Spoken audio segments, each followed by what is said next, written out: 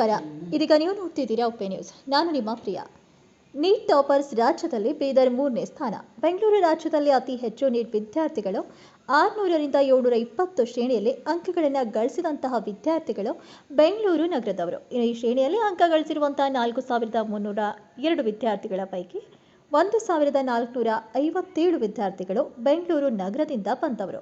ಇನ್ನು ರಾಷ್ಟ್ರೀಯ ಪರೀಕ್ಷಾ ಸಂಸ್ಥೆ ಶನಿವಾರ ರಾಷ್ಟ್ರೀಯ ಅರ್ಹತೆ ಮತ್ತು ಪ್ರವೇಶ ಪರೀಕ್ಷೆಯ ಕೇಂದ್ರವಾರು ಫಲಿತಾಂಶಗಳನ್ನು ಬಿಡುಗಡೆ ಮಾಡಿದೆ. ಇನ್ನು ಕರ್ನಾಟಕ ರಾಜ್ಯದಲ್ಲಿ ವಿಶ್ಲೇಷಿಸಿದ ಮಾಹಿತಿಯ ಪ್ರಕಾರ ಹೇಳಬೇಕಾದ್ರೆ ಬೆಂಗಳೂರು ನಗರ, ಮಂಗಳೂರು 621, ಬೀದರ್ 309, ದಾವಣಗೆರೆ 266 ಮತ್ತು ಕಲಬುರಗಿ 215 ಟಾಪ್ನಲ್ಲಿದೆ. ಇನ್ನು ಉಡುಪಿಯಲ್ಲಿ 163 ವಿದ್ಯಾರ್ಥಿಗಳು 600ರಿಂದ ಗರಿಷ್ಠ 720 ಅಂಕ ಗಳಿಸಿದ್ದಾರೆ. ಇನ್ನು ಬೆಳಗಾವಿ 151, ಮೈಸೂರು 136 ಮತ್ತು ಹುಬ್ಬಳ್ಳಿ 111 ವಿದ್ಯಾರ್ಥಿಗಳು अंकವನ್ನು ಗಳಿಸಿದ್ದಾರೆ. और कई इंस्टीट्यूशन हैं जो बेसिक से पढ़ा रहे हैं, जिसमें Guru Nanak public school, Gyan Sudha school और भी कई स्कूल हैं, प्राइवेट स्कूल्स का बड़ा कंट्रीब्यूशन है। ये बेसिक से पढ़ाकर बच्चों को 10th तक एक क्वालिटी देकर आगे भेज रहे हैं, जिसके नतीजे में उसी का रिजल्ट है जो हम आज नीट पर में टॉप कर रहे हैं। सिर्फ नीट में नहीं बल्कि और भी तमाम सब कोर्सेस में हमारे स्टूडेंट्स को आगे जाना चाहिए। और ख़ास तौर पर JEE में भालकी में स्वामी जी के अंडर में इंजीनियरिंग के लिए प्रिपरेशन बड़ा अच्छा काम हो रहा, तो इसको आगे बढ़ाना है। हमारा रिजल्ट 10th में बहुत कम आ रहा और हम देख रहे हैं लास्ट 20 ईयर से हाई स्कूल वाले प्राइमरी को ब्लेम कर रहे हैं, कॉलेज वाले हाई स्कूल को ब्लेम कर रहे हैं। इस सिलसिला ख़त्म होना चाहिए। अब जहाँ बच्चे हैं वहाँ पर उनको जस्टिफाई करके उनको इम्प्रूव करके आगे भेजना है। उसके लिए बेसिक्स ठीक करना है। शाहीन में एक एक्सपेरिमेंट हुआ है एकेडमिक ICU के नाम से, AICU के नाम से। किसी भी लेवल का वीक स्टूडेंट हो सब्जेक्ट में, उसकी मैथमेटिक्स और लैंग्वेज को इम्प्रूव करके फिर उसमें क्लास में इंटरेस्ट लेने के काबिल बनाकर उसको भेजा जा रहा है। अभी डिस्कशन हो रहा था हमारा कि इंस्टीट्यूशन सिर्फ टॉप बच्चों को लेते हैं, ये बात सही नहीं है। बीदर में तमाम इंस्टीट्यूशन हर एक बच्चे को मौका दे रहे हैं, हर बच्चे को इम्प्रूव करने की कोशिश कर रहे हैं। शाहीन में खास तौर पर ड्रॉप आउट बच्चों को, फेल बच्चों को, रिजेक्टेड बच्चों को लेकर उनको इम्प्रूव करने का लास्ट 15 ईयर्स से हम ये प्रैक्टिस कर रहे हैं और उस सिस्टम को पूरे कर्नाटका में फैलाना चाहते हैं, बल्कि इंडिया भर में फैलाना चाहते हैं। एजुकेशनिस्ट जो इंडिया भर से आते हैं, देखते हैं, बड़ा खुश होते हैं, उसको स्प्रेड करने की ख्वाहिश रखते हैं। तो हम तमाम इंस्टीट्यूशन जो AICU को समझना चाहते हैं उनको हम इनवाइट करेंगे, वो एक्सप्लेन करेंगे, वो देखें और अपने अपने इंस्टीट्यूशन में उसको इम्प्लीमेंट करें। ये सिर्फ एजुकेशन के जरिए ही बड़ा चेंज आ सकता है। अभी एक सर्वे आया है, अमेरिका में हुआ है, एक सर्वे हुआ है, एक स्टडी हुई है, उसमें बताया गया है कि इंडियन एवरेज अपने बच्चों की तालीम पे जितना खर्च करते हैं उसका डबल उनकी मैरिजेस पे खर्च करता है। उसमें लिखा है, क्लियरली है कि चाइना और जापान में जो मैरिजेस पे खर्च होता है उससे ज़्यादा इंडियंस करते हैं। ये ख़त्म होना चाहिए। हमारी ताकत एजुकेशन पे लगे, हमारा फोकस एजुकेशन पे हो और एजुकेशन के ज़रिए ही एक बड़ा चेंज आ सकता है। अब एजुकेशन में की फील्ड में इम्प्रूवमेंट हो रहा है और बीदर जिसको बैकवर्ड कहा जाता था, बीदर फॉरवर्ड है, क्योंकि बीदर से ही कर्नाटका शुरू होता है। बीदर को कर्नाटका का सही ताज बनाने में इंस्टीट्यूशन का बड़ा रोल रहेगा। और साथ ही साथ एक फील्ड है जहाँ पर बीदर में इम्प्रूवमेंट की ज़रूरत है, हो रहा है, इम्प्रूवमेंट हो रहा है। हेल्थ फैसिलिटीज़ जो है यहाँ पे इम्प्रूव हो रही हैं कंपेयर लास्ट 10-15 ईयर से, और हम उम्मीद कर रहे हैं कि यहाँ पर ये हेल्थ सेंटर भी बने और लोग शोलापुर से बीदर को ट्रीटमेंट के लिए आएँ। ऐसे हालात बन सकते हैं। इस फील्ड में हम लोगों को आगे बढ़ना है और सब मिलकर ये काम कर सकते हैं। प्राइमरी एजुकेशन को इम्प्रूव करें और ऐसे ही चीज़ों के जरिए हम बीदर में तब्दीली ला सकते हैं। Thank you. मैं स्वामी जी से ख्वाहिश करूँगा कि ಈವನ್ ಪತ್ರಿಕಾ ಬಳಗದವರನ್ನು ಬಹಳ ಖುಷಿ ಕೊಟ್ಟಿದೆ ಅಂತಕ್ಕಂಥ ಮಾತನ್ನ ನಾನು ಹೇಳೋದಕ್ಕೆ ಇಷ್ಟಪಡ್ತೇನೆ. ಯಾಕಂತಂದ್ರೆ ನೀವೆಲ್ಲ ಕೊಟ್ಟಿರೋ ರಿಪೋರ್ಟ್ಸ್ಗಳೇನಿದೆ, ಎಲ್ಲ ಏನೇನು ಅದ್ರ ಬಗ್ಗೆ ಮಾತಾಡಿದಿರಿ, ಅದು ಎಷ್ಟು ನಮ್ಗೆಲ್ಲ ಹುರಿದುಂಬಿಸ್ತಾ ಇದೆ ಅಂತಂದ್ರೆ ಖಂಡಿತವಾಗ್ಲೂ ರಜನೀಶ್ ವಾಲಿ ಅವರು ಬಂದಿದ್ದಾರೆ, ಅವ್ರನ್ನ ವಂದಿಸ್ತಾ. ಸೊ ಖಂಡಿತವಾಗ್ಲೂ ಅದು ನಮ್ಮನ್ನೆಲ್ಲ ಹುರಿದುಂಬಿಸ್ತೆ. ಹೀಗೆ ಸರ್ ಅವರು ಹೇಳ್ದಂಗೆ ಇಡೀ ಶಿಕ್ಷಣ ಒಂದು ಕ್ರಾಂತಿನೇ ಆಗ್ತಾ ಇದೆ ಬೀದರಲ್ಲಿ ಅಂತಂದ್ರೆ ಎರಡು ಮಾತಿಲ್ಲ. ನಾವು ಶಿಕ್ಷಣದ ಒಂದು ನಡೆದು ಬಂದ ದಾರಿ, ಬೀದರ್ನಲ್ಲಿ ಶಿಕ್ಷಣ ನಡೆದು ಬಂದ ದಾರಿಯನ್ನ ನೋಡಿದ್ರೆ ಕನ್ನಡ ಬೆಳೆದಿದ್ದು, ಉರ್ದು ಭಾಷೆ ಬೆಳೆದಿದ್ದು ಹಾಗೂ ಆಂಗ್ಲ ಭಾಷೆ ಇಲ್ಲಿ ಬಂದಿದ್ದು, ಅದನ್ನು ಬೆಳೆಸ್ಕೊಂಡು ಹೋಗಿರೋದು. ಬಹುಶಃ ಎಲ್ಲ ಅನುದಾನ ರಹಿತ ಶಿಕ್ಷಣ ಸಂಸ್ಥೆಗಳು ಬಹಳಷ್ಟು ಕೊಡುಗೆಗಳನ್ನ ನೀಡಿವೆ ಇದರಲ್ಲಿ. ಮೂಲತಃವಾಗಿ ಯಾವ ಶಾಲೆಯೂ ಪ್ರಾರಂಭವಾದಾಗ ಗವರ್ಮೆಂಟ್ ಇಂದ ಅನುದಾನ ಇದ್ದೇನು ಪ್ರಾರಂಭ ಆಗಿಲ್ಲ, ಎಲ್ಲವೂ ಅನುದಾನ ರಹಿತವಾಗಿ ಪ್ರಾರಂಭವಾಗಿ ಮುಂದೆ ಮುಂದೆ ಬರ್ತಾ ಬರ್ತಾ ಅನುದಾನ ಅವರುಗಳಿಗೆ ಸಿಗ್ತಾ ಹೋಯ್ತು, ಅವರುಗಳು ಬೆಳೀತಾ ಹೋದ್ರು, ಬೀದರ್ ಭಾಗವನ್ನು ಬೆಳೆಸ್ತಾ ಹೋದ್ರು. ಸೊ ಹಾಗಾಗಿ ಅನುದಾನ ರಹಿತ ಶಿಕ್ಷಣ ಸಂಸ್ಥೆಗಳೂ ಕೂಡ ಸಿಂಹಪಾಲು ವಹಿಸ್ತಾ ಇವೆ. ಅದರಲ್ಲಿ ಇವತ್ತು ಈ ವೇದಿಕೆಯ ಮೇಲೆ ಆಸೀನರಾಗಿರ್ತಕ್ಕ ಅನುದಾನ ಇದ್ದಂತ ಶಿಕ್ಷಣ ಸಂಸ್ಥೆಗಳು ಇದ್ದಾರೆ. BB ಇದೆ, ಕರ್ನಾಟಕ ಕಾಲೇಜ್ ಇದೆ, ಅಂಡ್ ದೆನ್ ಅನುದಾನ ರಹಿತ ಶಿಕ್ಷಣ ಸಂಸ್ಥೆಗಳೆಲ್ಲದವರೆಗೂ ನಾವೆಲ್ಲ ಇದ್ದೀವಿ. ಸೊ ಒಟ್ಟು ಜಿಲ್ಲೆಯನ್ನ ಬೆಳೆಸೋದ್ರಲ್ಲಿ ನಾವೆಲ್ಲ ಕೈ ಜೋಡಿಸಿನೇ ಬೆಳೆಸ್ತೀವಿ ಅನ್ನೋದೇ ಒಂದು ತುಂಬಾ ಸುಖದಾಯಕವಾದಂತಹ ವಿಚಾರ. ಮತ್ತೇನು ಅಂತಂದ್ರೆ ಪ್ರೈಮರಿ ಎಜುಕೇಶನ್ ಎಲ್ಲಿ ಬೇಕಾಗಿತ್ತು ಅದನ್ನ ಬಹಳ ಸರ್ ಅವರಂದಂಗೆ ಅದ್ರ ಬಗ್ಗೆ ಫೋಕಸ್ ಮಾಡಿರೋದ್ರಿಂದ ಒಂದು ಎಲ್ಲವೂ ಬೆಳೀತಾ ಹೋದಾಗ ಅದು ಒಂದು ಹೂ ಬಿಡ್ಬೇಕು, ಕಾಯಿ ಬರಬೇಕು, ಒಂದು ಗಿಡಕ್ಕೆ ಒಂದು ಕಾಯಿ ಆಗ್ಬೇಕು ಅಂತಂದ್ರೆ ಅದು ಎಲ್ಲವೂ ಯಾವುದೇ ಸ್ವಸ್ಥ ಒಂದು ಗಿಡದಲ್ಲಿಯೇ ಮಾತ್ರ ಸುಂದರವಾದಂತಹ ಕಾಯಿಗಳು ಹಣ್ಣುಗಳು ಬಿಡೋದಕ್ಕೆ ಸಾಧ್ಯ. ಹಾಗಾಗಿ ಹಿಂದಿನ 20-25 ವರ್ಷಗಳಲ್ಲಿ ನಡೆದಂತಹ ಏನು ಸತತ ಪ್ರಯತ್ನಗಳಿದೆಯೋ ಅದರಲ್ಲಿ ಯಾರೇನು ಸೋತಿಲ್ಲ ಅಂತಲ್ಲ. ಕೆಲವೊಂದ್ ಕಡೆ ನಾವೆಲ್ಲರಿಗೂ ಕೆಲವೊಂದ್ ಕಡೆ ನಾವು ಮಾಡೋ ಪ್ರಯೋಗಗಳಲ್ಲಿ ನಮಗೆ ಸೋಲುನು ಕೂಡ ಆಗಿದೆ. ಇದು ಯಾಕೋ ಸರಿ ಆಗ್ಲಿಲ್ಲ, ಇದನ್ನ ಹೆಂಗ್ ಮಾಡ್ಬೇಕು, ಈ ತರದ್ದೆಲ್ಲ ಪ್ರಯೋಗಗಳಲ್ಲಿ ನಮ್ಗೆ ಸೋಲುನು ಕೂಡ ಆಗಿದೆ. ಆದ್ರೆ ಸೋತ ತಕ್ಷಣ ಅಲ್ಲಿಗೆ ಅದನ್ನ ಬಿಡ್ಲಾರ್ದೇನೆ ತಿರ್ಗಾ ಪ್ರಯತ್ನ ಮಾಡಿರುವ ಫಲವಾಗಿ ಇವತ್ತು ನಾವು ಈ ಸ್ಥಾನದಲ್ಲಿ ಬಂದಿದ್ದೀವಿ ಅಂತ ಹೇಳ್ತಾ, ವೇದಿಕೆ ಮೇಲೆ ಜಗಕ್ಕೆ ಬೇಕಲ್ಲ, ಎಷ್ಟಾದರಷ್ಟೇ ಸರೆ ಮಂಕುತಿಮ್ಮ ಅಂತ ಎಲ್ಲರೂ ತಮ್ಮ ಕೈಲಾದಷ್ಟು ಯಾವ ಶಿಕ್ಷಣ ಸಂಸ್ಥೆಯೂ ಇದನ್ನ ಮಾಡ್ತಾ ಇಲ್ಲ, ಯಾವ ಶಿಕ್ಷಣ ಸಂಸ್ಥೆಯೂ ಮಾಡ್ತಾ ಇಲ್ಲ. ಹಂಗೆತ್ತಿತ್ತು ಅಂತಂದ್ರೆ ವರ್ಷ ಫಾರ್ ಎಕ್ಸಲೆನ್ಸ್ ಸ್ಟೇಟಸ್ ಪಡೆದಿರುವ ಇದು 5ನೇ ಕಾಲೇಜ್ ಆಗಿದೆ. ಈ ಕಾಲೇಜಿನಲ್ಲಿ 2018-19 ಸಾಲಿನ ವಿಶ್ವವಿದ್ಯಾಲಯ ಧನಸಹಾಯ ಆಯೋಗದಿಂದ ಮಾನ್ಯತೆ ಪಡೆದ 2 ಸ್ಕಿಲ್ ಓರಿಯೆಂಟೆಡ್ ಡಿಗ್ರಿ ಪ್ರೋಗ್ರಾಮ್ಸ್ ಪ್ರಾರಂಭಿಸಲಾಗಿದೆ. ಇಡೀ ಕಲ್ಯಾಣ ಕರ್ನಾಟಕದಲ್ಲಿ ಈ ಪದವಿ ಕೋರ್ಸ್ಗಳನ್ನು ನಡೆಸುತ್ತಿರುವ ಪ್ರಥಮ ಕಾಲೇಜು ಆಗಿದೆ.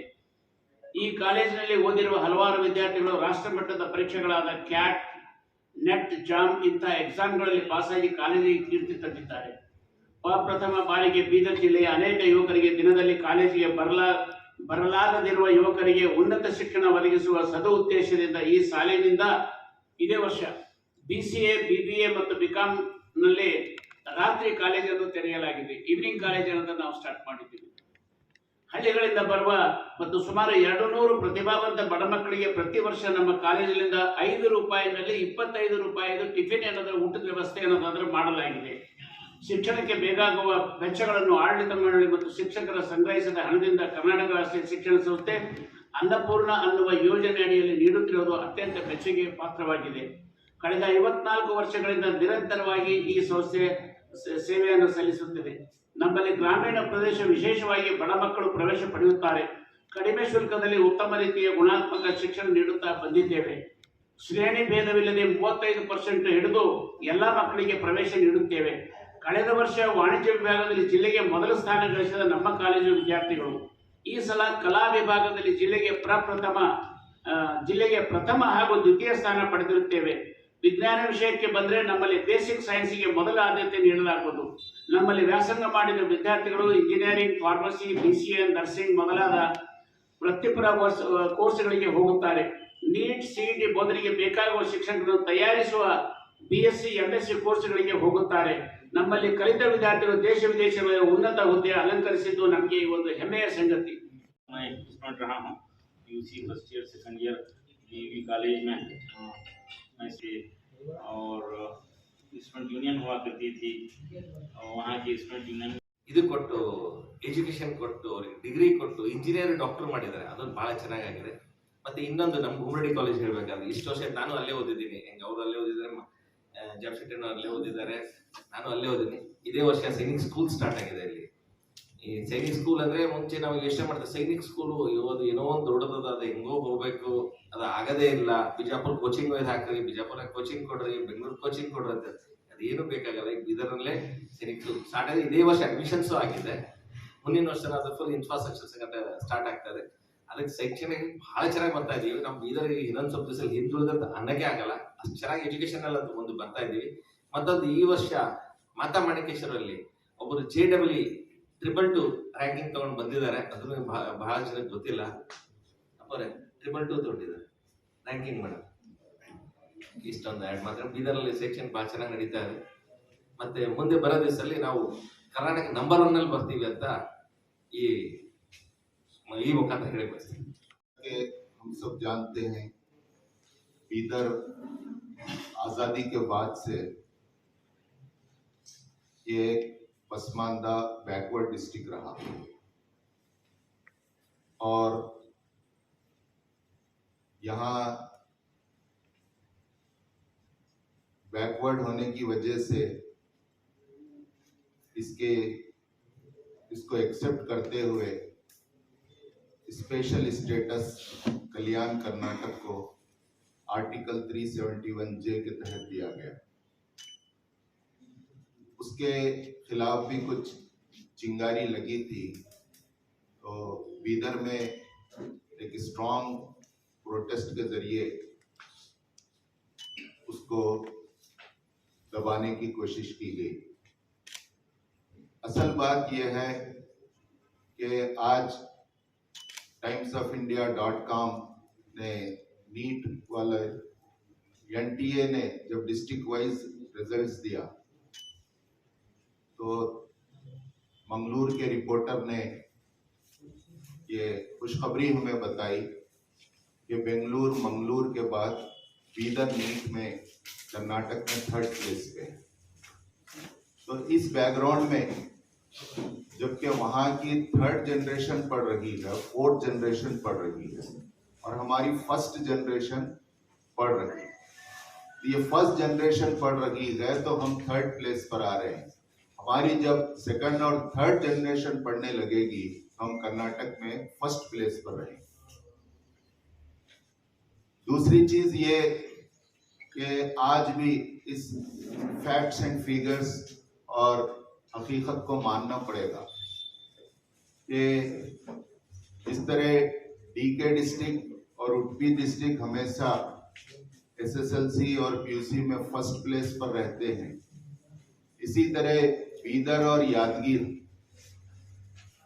30 प्लेस के ऊपर ही होते हैं। आउट ऑफ 35 डिस्ट्रिक्ट 33 प्लेस पर आया है बीदर SSLC और PUC सेकेंड ईयर में 19 प्लेस पर आया आउट ऑफ 30 डिस्ट्रिक्ट। सवाल यह है कि ये जो 35% बच्चा फेल हो रहा है वो बच्चे का क्या होगा। इस पर गवर्नमेंट ने 1 साल पहले ये डिसीजन लिया कि डिग्री कोर्सेस में बड़े बड़े इंफ्रास्ट्रक्चर है और वो खाली पड़े हुए हैं, वहां पर बच्चों के एडमिशन्स नहीं है। लेक्चरर्स की फैकल्टीज की टीम है, करोड़ों रुपये उनके पेमेंट हैं, लेकिन बच्चा नहीं है। Including government, private payment and management 1,09,000 ही है पूरे इंडिया में। और उसमें खुशी की बात यह है कि कर्नाटक में अबाउट 10,000 और उसमें और हमारे लिए खुशी की बात यह है कि कल्याण कर्नाटक में मोर देन 1,000 और यहाँ पर आर्टिकल 371J के रिजर्वेशन के सपोर्ट से कुछ कम नंबर से भी बच्चों को यहाँ पर एडमिशन मिल रहा है। ये हमारे लिए बहुत एक अचीवमेंट की बात है। 1-2-3 बातें और रखना चाहूंगा। हमारे जैसे जो कॉलेजेस हैं, ಪತ್ರಿಕಾಗೋಷ್ಠಿ ಎಲ್ಲರೂ ಒಳ್ಳೆ ಬೆಳಕನ್ನು ಚೆಲ್ಲಿದ್ದಾರೆ. ಒಂದು ಕಾಲದಲ್ಲಿ ಬೀದರ್ದವರು ಎಲ್ಲ ಕಡೆ ಹೋಗ್ತಿದ್ರು, ಮಂಗಳೂರು, ಬೆಂಗಳೂರು, ಎಲ್ಲೆಲ್ಲೋ ಹೋಗ್ತಿದ್ರು. ಧಾರವಾಡ ಹುಬ್ಬಳ್ಳಿ ಎಲ್ಲ ಕಡೆ ಹೋಗ್ತಿದ್ರು. ಆದರೆ ಈಗ ಧಾರವಾಡ ಹುಬ್ಬಳ್ಳಿ ಎಲ್ಲ ಕಡೆಯವರು ಬೀದರ್ಗೆ ಬರ್ತಾ ಇದ್ದಾರೆ. ಇದು ಒಂದು ಹೆಮ್ಮೆಯ ಸಾಧನೆ. ಮತ್ತು ಇನ್ನೂ ಈಗ 3ನೇ ಸ್ಥಾನದಲ್ಲಿ ಬಂದು ಎಲ್ಲ ರಂಗದಲ್ಲಿಯೂ ಇನ್ನೂ ನಂಬರ್ 1 ಬರಬೇಕು. ಎಲ್ಲ ನೀಟದಲ್ಲಿ ಅಷ್ಟೇ ಅಲ್ಲ, ಉಳಿದಲ್ಲೆಲ್ಲ ಎಲ್ಲ ರಂಗದಲ್ಲಿಯೂ ನಂಬರ್ 1 ಬೀದರ್ ಆಗಬೇಕು. ಆ ದಿಸೆಯಲ್ಲಿ ಪ್ರಯತ್ನ ನಡೀತಾ ಇದೆ. ಮತ್ತು ಈಗಾಗಲೇ ನಮ್ಮ ವಿಶ್ವದ ಅಧ್ಯಕ್ಷ ಹೇಳಿರುವಂತೆ ಎಲ್ಲ ರಂಗದಲ್ಲಿ ಶಿಕ್ಷಣ ರಂಗ ಸುಧಾರಣೆ ಆದ್ರೆ ದೇಶದ ಎಲ್ಲ ರಂಗನೂ ಸುಧಾರಣೆ ಆಗ್ತದೆ. ಶಿಕ್ಷಣ ರಂಗ ಹಿಂದೆ ಬಿತ್ತು ಅಂದ್ರೆ ದೇಶದ ಪ್ರಗತಿ ಕುಂಠಿತ ಆಗ್ತದೆ. ಅದಕ್ಕೆ ಶಿಕ್ಷಣಕ್ಕೆ ಎಲ್ಲರೂ ಒತ್ತು ಕೊಡುವಂಥದ್ದು ಇಂದಿನ ತುರ್ತು ಅಗತ್ಯ ಅದ. ಮತ್ತು ಇವತ್ತು ಗುಣಮಟ್ಟದ ಶಿಕ್ಷಣ ಬಹಳ ಅವಶ್ಯಕತೆ ಅದ. ಮತ್ತು ಇನ್ನೊಂದು ರಂಗದಲ್ಲಿ ನಾವು ನಮ್ಮ ಜಿಲ್ಲೆ IAS IPS ಇದ್ರ ರಂಗದಲ್ಲಿನೂ ನಾವು ಇನ್ನೂ ಆ ದಿಸೆಯಲ್ಲಿ ಚಿಂತನೆ ಮಾಡೋದು ಬಹಳ ಅವಶ್ಯ. ಆ ದಿಸೆಯಲ್ಲಿ ನಾವೆಲ್ಲ ಆಲೋಚನೆ ಮಾಡುವಂಥದ್ದು, ಎಲ್ಲರೂ ಸೇರಿ ಆಲೋಚನೆ ಮಾಡುವಂಥದ್ದು ಭಾಳ ಅದ. ಬೇರೆ ಬೇರೆ ಕಡೆಯವರು ಭಾಳ ಜನ ಸೆಲೆಕ್ಷನ್ ಆಗ್ತಾರೆ. ನಮ್ಮಲ್ಲಿ ಎಲ್ಲೋ ಅಪರೂಪಕ್ಕೆ ಇಲ್ಲೊಬ್ಬರು ಆಗಾಗ ನಾವು ನೋಡ್ತೀವಿ. ಇನ್ನು ಒಂದು ಮಾತು ಹೇಳಬೇಕಾದ್ರೆ ಈಗಾಗಲೇ ಅವ್ರು ಹೇಳಿದ್ದಾರೆ, ಪ್ರಾಥಮಿಕ ಶಾಲೆಗಳು ಅದು ಅನುದಾನ ರಹಿತ ಇರ್ಬೋದು, ಅನುದಾನ ಸಹಿತ ಇರ್ಬೋದು, ಸರ್ಕಾರಿ ಶಾಲೆ ಇರ್ಬೋದು. ಪ್ರಾಥಮಿಕ ಮಟ್ಟದಲ್ಲಿ ನಾವು ಹೆಚ್ಚಿನ ಒತ್ತು ಕೊಟ್ಟಾಗ, ಅದರ ಬೆಳವಣಿಗೆಗೆ ಒತ್ತು ಕೊಟ್ಟಾಗ ಉನ್ನತ ಶಿಕ್ಷಣಕ್ಕೆ ಬಹಳ ಇನ್ನೂ ನಾವು ಎತ್ತರಕ್ಕೆ ಬೆಳೀಲಿಕ್ಕೆ ಸಾಧ್ಯ. ನಮ್ಮ ಪಾಲಕರು ಏನು ಮಾಡ್ತಾರೆ ಅಂದ್ರೆ ಪ್ರಾಥಮಿಕ ಶಿಕ್ಷಣ ಇದ್ದಾಗ ಅಷ್ಟು ಮಹತ್ವ ಕೊಡೋಂಗಿಲ್ಲ. 10ನೇ ಪಾಸ್ ಆದಮೇಲೆ ಎಲ್ಲಿ ಸೇರಿಸ್ಬೇಕು, ಎಲ್ಲಿ ಶಾಹಿನ ಎಲ್ಲ ಚಲೋ ಅದ, ಅಲ್ಲಿ ಹೋಗ್ಬೇಕು ಹಿಂಗೆ ಆಲೋಚನೆ ಮಾಡ್ತಾರೆ.